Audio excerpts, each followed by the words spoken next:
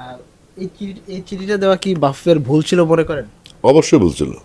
তাদের উচিত ছিল এটা প্রথম তদন্ত করা, যে আমার যে অভিযোগটা, আমি যে একটা এত বড় একটা কনফারেন্সে এই কথাটা আঙ্গুল তুললাম, এই আঙ্গুলটা কেন উঠলো, আগে নিজেদেরকে আত্মশুদ্ধির দিকে নিয়ে যাওয়া উচিত ছিল, বিশ্লেষণ করা উচিত ছিল যে আমাদের আসলে কি এটা হচ্ছে কিনা। কারণ 64 জনের কাউন্সিলর যখন বলবে ফুটবলাররা অত্যাচার করছে আমাদের উপরে, তো এটা তাদেরকে আমলে নেওয়া উচিত ছিল।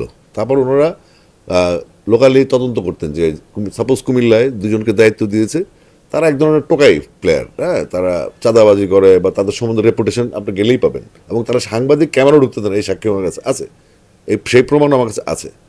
তো এক ধরনের মাস্তানি করছে। তাদের উচিত ছিল এই ধরনের লোকালি যারা রংবাজি করে, যারা স্টেডিয়ামে এই ফালতু কাজগুলি করে, তারা প্রকারান্তরে বাফুফের বদনাম করছে।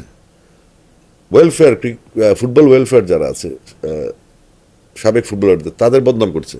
তাদের উচিত সেখানে মনোযোগ দিয়ে ওই লোকগুলোকে সাইজ করা, তাদেরকে পানিশমেন্টে নিয়ে আসা এবং তাদেরকে উৎখাত করা, তাদেরকে বাইর করে দেওয়া যে তোমরা, তোমাদের কারণে আজকে আমাদের বদনাম হচ্ছে।